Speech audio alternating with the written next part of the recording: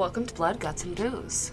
I'm Olivia. And I'm Kendrah, and this is a comedy podcast here to frighten you and make you question the world that we live in. So sit back with your favorite snacks and let's dive into this.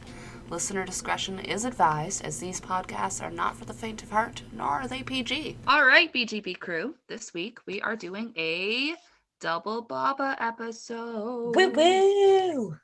And for my Baba, just to let you know, I will be probably pronouncing almost everything wrong.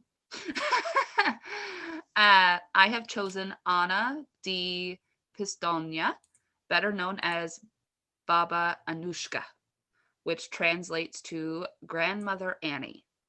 She also had two other nicknames, the Barnat Witch and the Witch of Vladimirovac. Huh. And my hubby actually gave me the idea for this topic for sharing a post. Well, he shared a post about her onto our Facebook profile. So thank you, Ron. Thank you, Ron. Good old Ronald Weasley. So my Baba is from Yugoslavia. She was born in 1838 in Romania and moved to Yugoslavia at the age of 10. Although she has claimed that she was born 2 years earlier in 1936. I mean, most people claim that they're younger, but not Baba. I don't claim that I'm younger. People just assume I am. Yeah. I up until, I don't know, the last couple of years, I got ID'd everywhere I went. And I was like, I swear I am like not 17. We're 18. Almost 30. I am not a teenager. Please stop IDing me, sir. So not a lot is known about her early life, but this is what I got, okay? So she was born to a rich cattleman, attended private schools with other rich kids, and at age 20, she was seduced by a young Austrian military officer. Ooh la la. He gave her syphilis and then dumped her. Oh, what a dick. So after that, she got really interested in chemistry and medicine while in seclusion. And then she eventually married, and after 20 years, he died, but she kept on studying, and she even knew how to speak 5 languages. What a fucking boss. Yeah. So Baba made a laboratory in one wing of her house after her husband died and earned a reputation as a healer. She was, I thought you'd like that. So she was quite popular, especially with wives of farmers. She made enough money that she lived quite comfortably. Now, here is where the witch part kind of comes in. So she started making medicines, like quotes, medicine, that men could take to make them ill enough to not become soldiers, to basically keep them out of the war that was happening. Yeah. So then she started making quote unquote love potions, and my favorite one, quote unquote, magic water, which women with abusive husbands could give to said husbands. Then poof, after about 8 days, their shitty husband would die. Oh, sounds like another case that I know with Aquadathana. I don't know her. I am excited for whenever you do it. Oh, it's you. That's all you. It's true crime. Ooh, okay. I'll look it up after. So, one of the biggest female, like, not necessarily killers, but look her up after. Okay. So, the magic water obviously was poison. It had a small amount of arsenic and certain plant toxins that were hard to detect. So some ingredients that I found for her potions include arsenic, mercury, mousetrap, and tatula plant. Also bobbity boo. Yeah, also known as devil's grass. Oh. I mean, you're a plant lady, so you might know that. I don't know what mousetrap is. I forgot to Google it. But it automatically made me think of like the like game that I play with my kid, you know, mousetrap.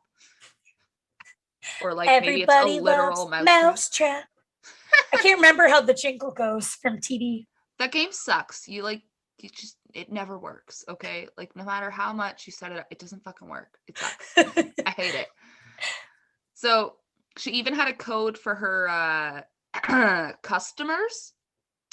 she would ask how heavy the problem was, which was code for how much does your husband weigh so I can put the right amount of poison in this.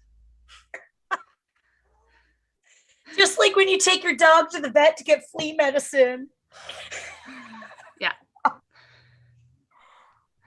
So Baba eventually got herself a sales agent named, here's another thing I'm going to totally mess up, Ljubina Milenkov, who would seek out potential clients, then bring them back to Baba's house. And her potions cost between about 2,000 to 10,000 Yugoslav dinars, I don't know, which is about 8,300 to 41,600 Canadian. Oh. Our other listeners can, switch that out for theirs. So Baba's poisons killed between about 50 to 150 people.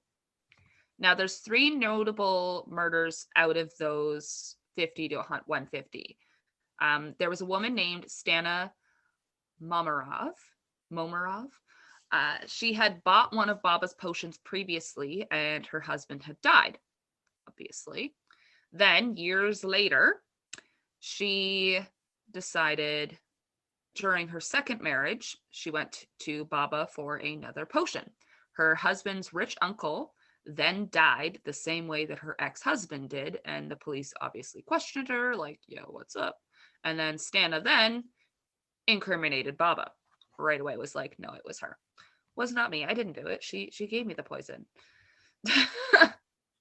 So Baba then sold her quote unquote magic water to Sima Momarov, and you're doing great. Better than I would.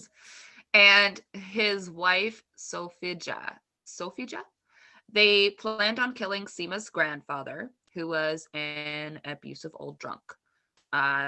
Basically, he was like really mean and abusive to like them, their kids, and the grandkids, and like everybody. He was just a drunk old dick.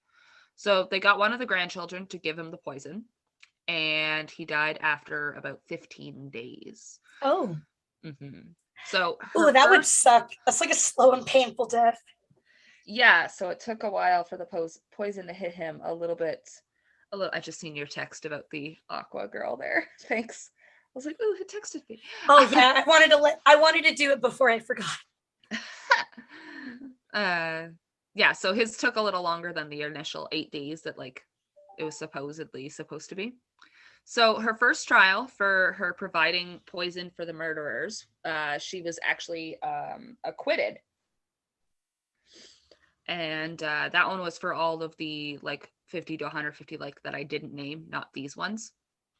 And then at the age of 90, she was arrested again for the Momarov murders.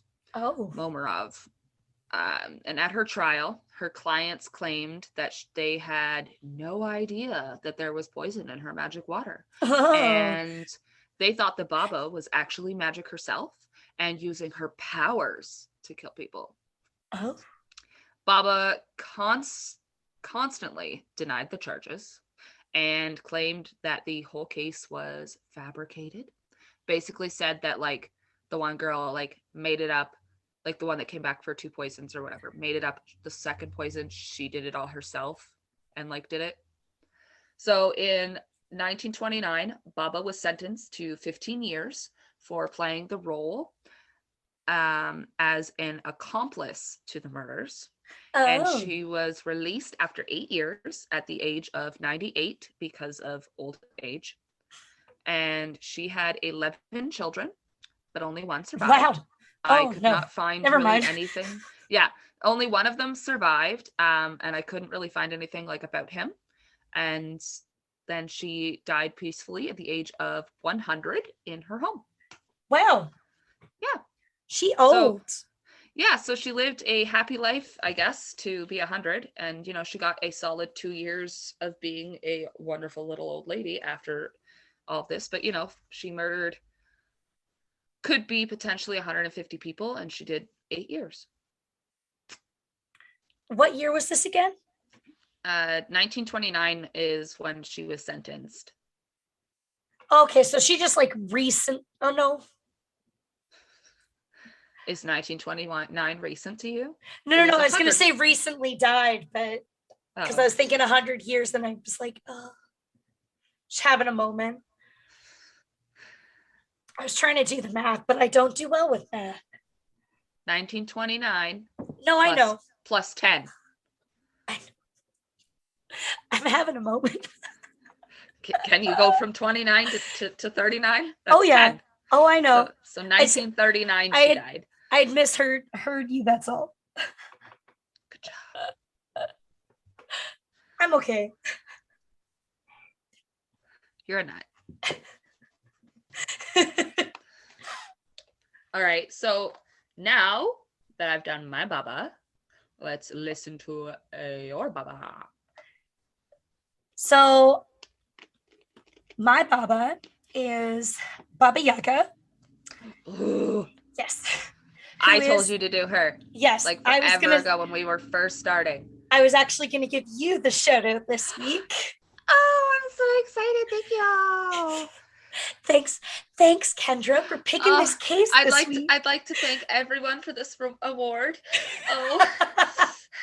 First, I'd like to thank Olivia for convincing me to start this podcast. We should start making little awards for people that send in recommendations. We'll send you like a little like award. Oscars or Tonys or something. Cat whiskers. I have lots. So, like I said, this week I'm doing Baba Yaga. She or it, we'll go with it, is part of the Slavic folklore. Okay. The first written accounts of Baba Yaga was in the late 17th century to the early 18th century. And each version of her throughout the Slavic area is a little bit different. Yeah. She is known to have a huge ass, wart-covered nose. Ew. From what I've read, it goes all the way down to like her chin. But it's for smelling. Ass nose. Yeah. But it's for smelling Russians and children's. And Russians are her favorite snack. And children's. Children's. She is also described to be a deformed-looking old woman with teeth like tusks and hands like a bear. Grr. Was I supposed to roar there? Like, no. Is that why you paused? Like, no, hey, you were supposed to roar like a bear. What are you doing? No, I thought of something else, and then I just went with grr. So in every story of Baba Yaga, she is proclaimed to be a cannibal, but it never actually comes down to her eating anybody in the stories.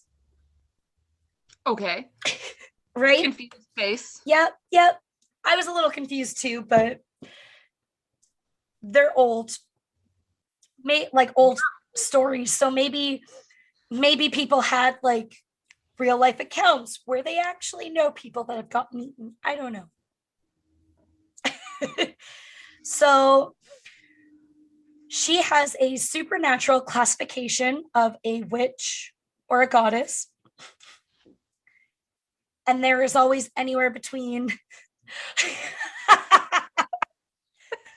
what a selfie. I was thinking I might take a selfie of some sort for the like post or like Instagram because I haven't yet. And I was like, well, I got headphones on. And then I was like, I don't know. But so I didn't think you could see me right now because I thought you were reading your case. I have the screen split. Wow. Fuck you too then. Hey, read my mug. My mug says fuck you, and it's covered in flowers. Hey, if you looked nice, we could have just posted this video on YouTube for once. I do look nice. I'm in regular clothes. I'm not even in pajamas this time. What? You put on real pants? I did. What? They're still baggy, but they're pants. Wow, I'm so proud of you. Oh, thank you. I try. When you work in a factory, I just dress like homeless all the time. Inside or out of a factory. I get that because I also too work in a factory. Yeah. And I'm not excited to go back, guys. Me either. I go back Monday. But anyways, there's always 1 to 3 Baba Yagas hanging out together in like a little group, and they're all so sisters. No. Oh, okay. You either see 1 or 3, and they're all sisters. Yeah. I also read that they're not sure how a Baba Yaga reproduces because she's always by herself and she's clearly this deformed looking woman. Yeah. And I mean, not going to ick anybody's yum, but if you're into that, but I heard that they acquire another Baba Yaga into the area when they die. I don't know. It's just like they appear. Okay. Yeah. One dies, another one like emerges from the plants in the forest, and they're like, Well, it's actually funny that you say that because not only is she known to be a very maternal woman for somebody who's a cannibal and likes eating Russians, but she is grandmother, so I mean, but she is also a bit of a naturist and loves the plants and shit. Ooh. So are you secretly one of the Babas? I actually had that in my notes. I was about to say I must be a Baba Yaga. In a past life, were you a Baba Yaga? Clearly. Excellent. In case our listeners don't know, I have around just 80 plants, tropical plants inside of my house. And that's not including the stuff in my garden that I normally do every year. Olivia's a crazy plant lady. I'm wearing a plant t-shirt and my mug has flowers on it. When I go to her house to record, like before we weren't allowed to leave our homes because thank you, pandemic. Fucking Dofo and his lockdowns, but I get it. But the new stay-at-home order, before that I was going to her house to record, and the one plant beside your computer always poked me. Oh, that's my birds of paradise. It's like 7 feet tall. Well, it pokes me and I don't like it. She's happy to see you. My cat just sketched out. That's what that face was. Just out of the corner of my eye, I seen one of them and I went to look and then he just like, bam. The zoomies. I get it. So, like I said, she's very maternal. So in that case, she's known to be a very helpful old haggish lady. But she is also a prankster. And like I said, she loves to eat Russians and children. Mm-hmm. They're her favorite snacks. Many people see her as different parts of the universe. For example, part of the moon, sun, air, animals, plants, being helpful, maternal. That motherly goddess figure almost, right? Like I said, she was kind of known, portrayed as either a witch or a goddess, depending on how you look at her. Yeah. That makes me think like Aztecs, like goddess of the sun and stuff. Mm-hmm. So, because she lives in the bush, out in every Slavic area, she has a little hut that spins very, very fast constantly with chicken legs for wheels. Vroom, vroom. See, the chicken leg house is what I knew. I knew that she had like a chicken leg house. Yeah, like with a bok here and a bok there. Here a bok, there a bok, everywhere a bok. Everywhere a baba. So, and the only way to stop the spinning, so she can either leave the house or get in, or when a traveler finds her, is by chanting, little house, turn your back to the forest and your front to me. And she flies around in a magical motar, which is one of those giant bowls, but it's like one of those bowls that you have the little, like the marble bowls with the marble stick where you crush. Yes, I have one of those. Herbs. Yes, but instead it's a big one that can fit her inside of it. Yeah, there's like another name that's usually associated with them. Something, a motor, yeah.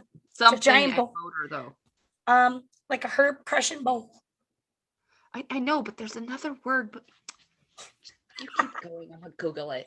So she carries a mop or a broom or a giant spoon as she flies around to lead which way she's flying.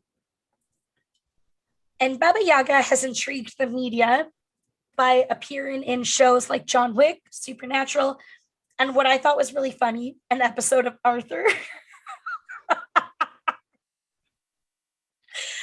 And I saw a picture Great of it. kids entertainment. Right. And I saw a picture of it, and it was her head with the chicken legs in Arthur. And but I don't remember ever seeing this episode. And I love me some fucking Arthur. Sometimes I still put it on. When this episode comes out. We'll put it on our Instagram. Yes. Also, Motar or whatever, and Pestles. That's why I was thinking Pestles. Yes. That's what I was thinking of. So every Slavic story of Baba Yaga involves a young person in their teens to early adulthood.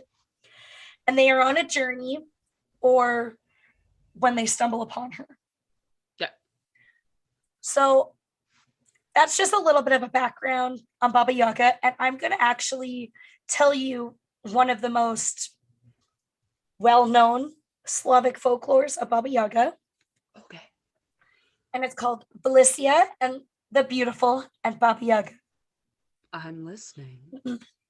Ooh, sorry. These allergies are just killing me.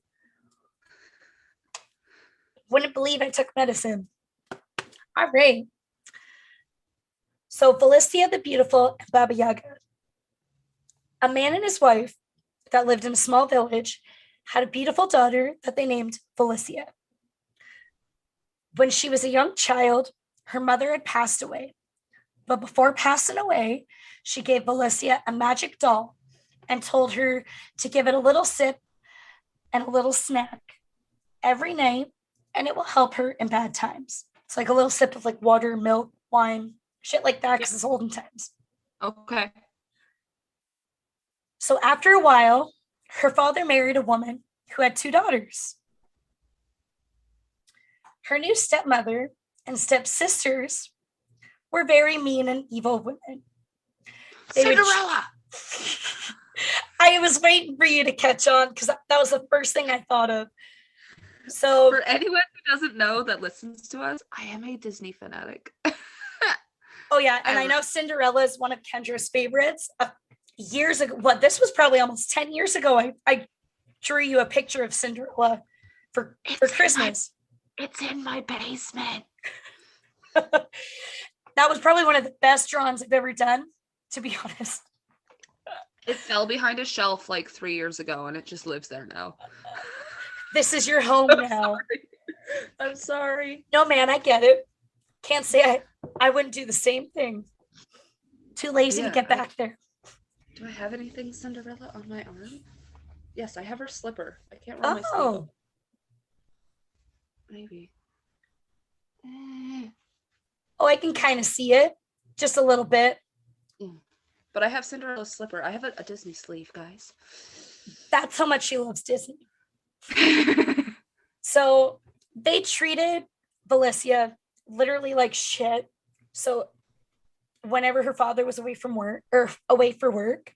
So like you said, very similar to Cinderella.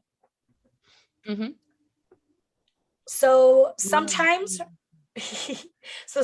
her stepmother would threaten to kick her out if she didn't behave or do what she said while her father was gone. So her stepmother and sisters were very jealous of Olivia's beauty. One day, her father had to leave on a very, very long work trip. She begged him to let her join, but he refused and told her to stay at home, that this was no job for a woman. Oh, if you can do it, I can do it better, right? Backwards and in high heels. But them's fighting words. Right? Her evil stepmother had given all the girls one day, chores, tasks to do. Yeah. But poor Olivia got the shitty end of the stick and had to go fetch fire from Baba Yaga. Okay. They were running low on fire, which to me that doesn't make sense because you could just grab a new candle and move it to the flame and then you got a new fire. But or be like caveman, rub a couple sticks together. Well, for all we know, she was probably some prissy little woman who couldn't do that, who relied on a man. Fire. I mean, now, buy a lighter or propane or whatever. Yeah. But fire. I mean, But back then you could even use 2 sticks or 2 rocks. yeah, there was ways to make fire. We've been inventing fire forever. Like man-made fire forever. Okay. Ooh. All We don't right. need So, a Baba Yaga.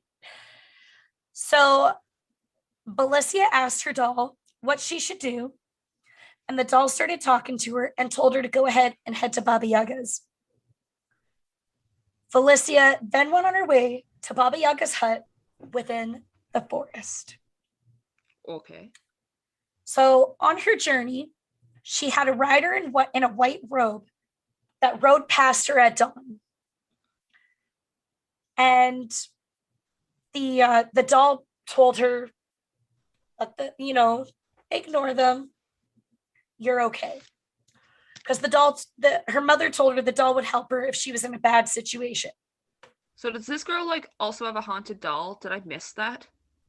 Well, it's a magical doll, and it started talking to her like some Pinocchio shit. Okay. I was thinking, like, is this some Annabelle shit? Like, what the fuck? Actually, probably a little more of that than Pinocchio. Her nose doesn't grow, so maybe it's both. Maybe. So after continuing on her journey, around this time, it's probably lunchtime, just after, and she sees another rider going past her, but this time in a red robe. She was almost at Baba Yaga's at this point, and she heard another horse coming up behind her, and it was a rider in a black robe. And at this point, it's dusk. This comes to play later on, so don't worry. Okay. So at this point, she had finally arrived to Baba Yaga's. It was this big patch, and Baba Yaga had resided within this fenced area that was made of bones and skulls, and the skulls had fire coming out of the eye sockets surrounding like the entire patch. I mean, pretty witchy. I get it.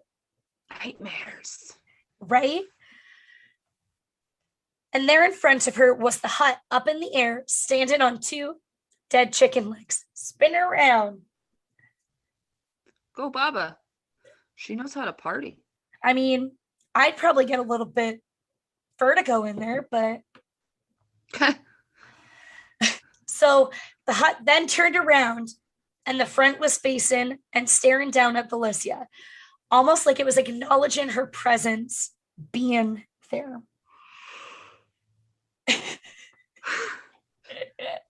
Forever sleepy. Sorry. I get it. You're not boring. I'm just forever sleepy. So suddenly, the front door bursts open, and there stands the deformed Baba Yaga. Ah! Yeah.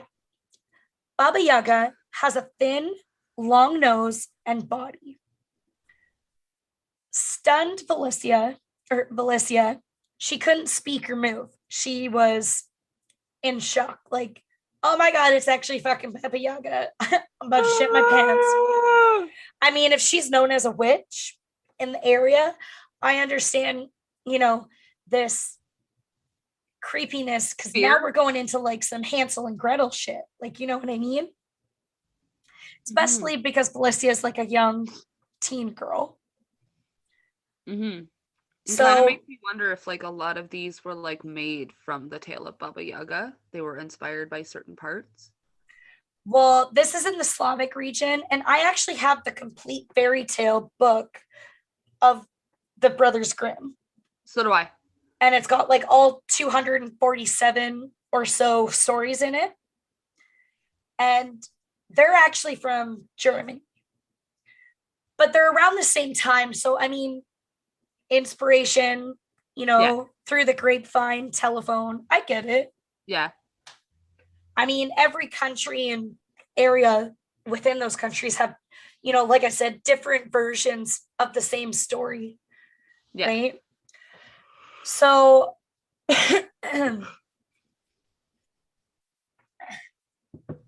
after a few minutes of Felicia basically shitting herself, she came to and told Baba Yaga her name and the purpose of her trip. So basically, she's like, "Hi, I'm Felicia, and I need some fucking fire." My mom said me, don't eat me. I got told to come here. I didn't want to. Please don't eat me. So Baba Yaga had this wonderful idea. She promised Felicia fire if she did tasks in and outside of her hut. Sorry, I thought I cut my voice cut out for a second. It did. And if she didn't complete them, she would eat her for breakfast. Hannibal. So at that point, Felicia was like, well, I have no choice. It's either piece the fuck out now, probably still get eaten, or I do these tasks and try to keep myself alive. All this is doing is putting this one Kesha song stuck in my head. It's called Cannibal. Yep. I am a cannibal. Breakfast or lunch, I'll eat you up. I am a carnivore. I don't know. And she also mentions Jeffrey Dahmer. Yeah. Use your finger to serve my tea, and for dessert, I'll suck your teeth. Don't be something with a goner, and instead I'll pull a Jeffrey Dahmer. I eat boys up, breakfast and lunch. Then when I'm thirsty, I drink their blood. Credit to Kesha. We don't want to get sued. But I love you. Yes, we do love you. You wonderful music. Keep it going. I was listening to that song the other day, actually. It's on a couple of my playlists. I love it. Oh, I love all her music. They're great to dance to. I listened to it the other day when I was coming back from the reserve. So Felicia agreed and got to work. Baba Yaga decided to leave for the day and said she would return at dinner time.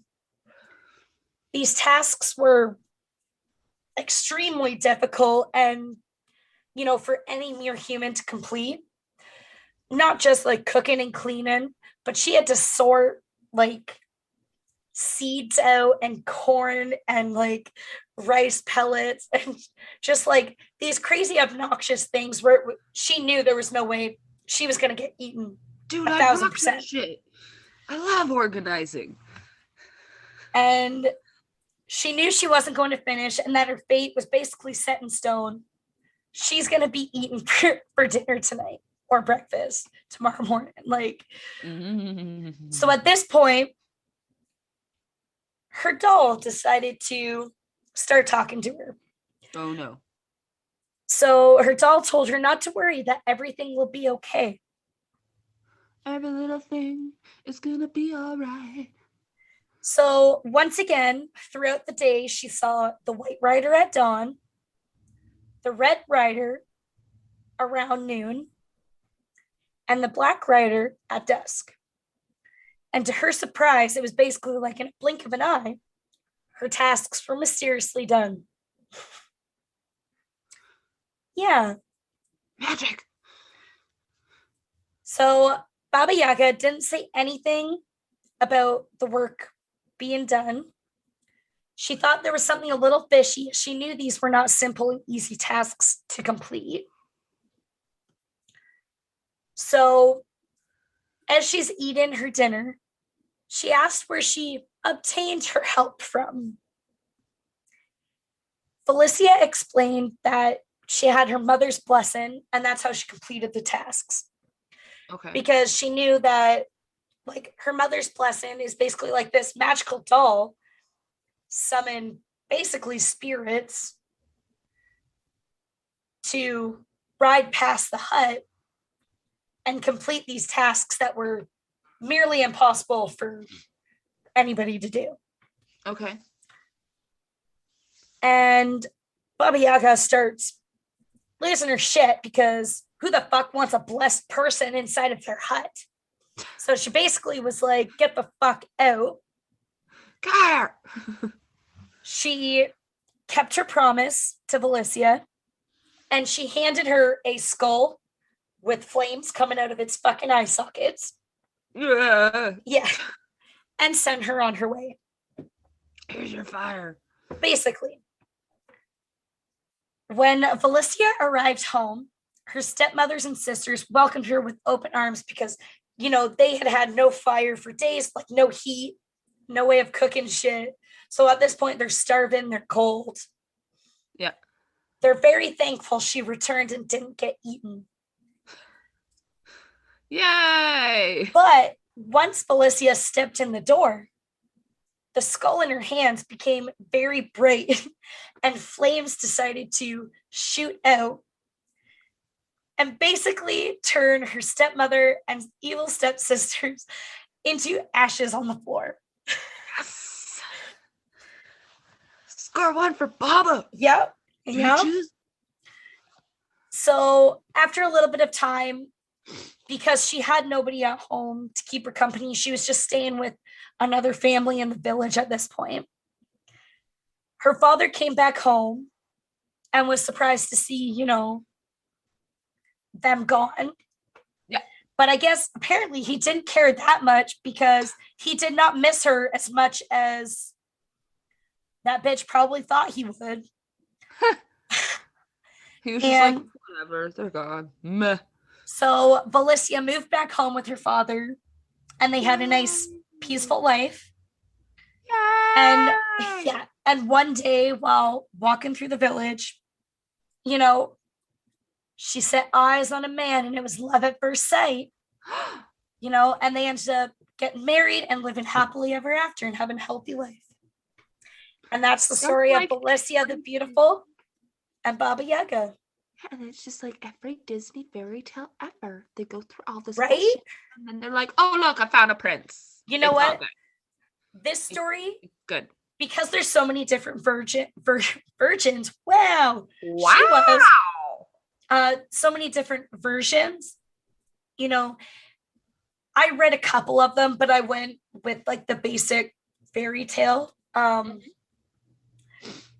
They were all fairly calm compared to like Brothers Grimm stories, where like her stepmother cuts off the feet of her fucking stepsisters to fit in a shoe. It's the heels on the one sister and the toes on the other sister. Yeah. But that's not even the most twisted one. I know. The story of like Sleeping Beauty? Oh, yeah. Yeah.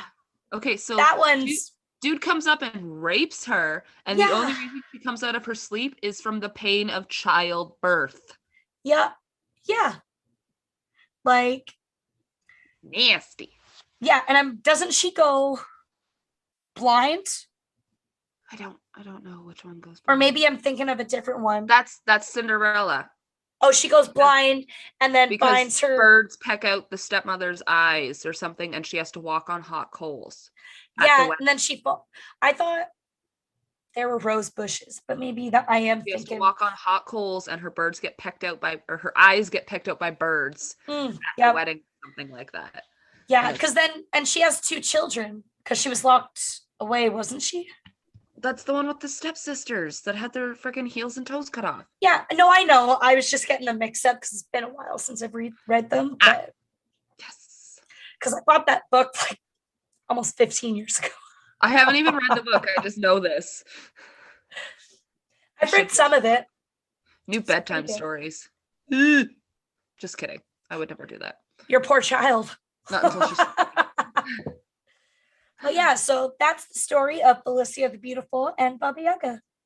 And that's the story of 2 Babas. The tale of 2 Babas.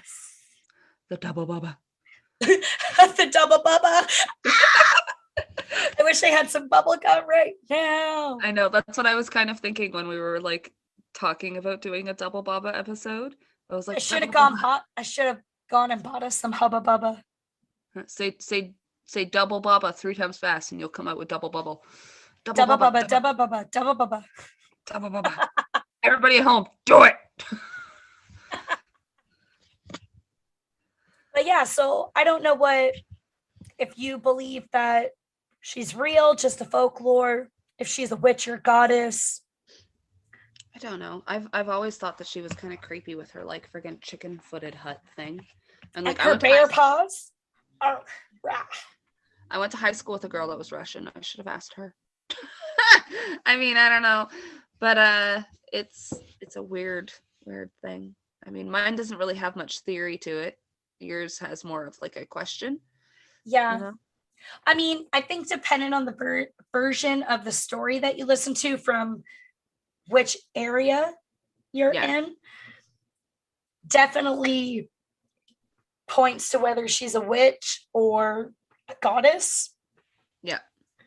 I mean, this story specifically, I would go more with her being more witchy because she's got that witchy vibe than goddess vibe. Yeah, no, I agree. But, I mean, if she's got a hut that spins on fucking dead chicken legs, she's got to be a fucking witch, man. Yeah. Witchy light for the win. And I mean, too, if we have any listeners that are part of the witchy community. Wiccan. Well, Wiccan's actually different. That's why my face was like, question? Wiccan? But any of that spiritualism community or any community, let us know. We want to hear, what community you guys are in, where you guys are from.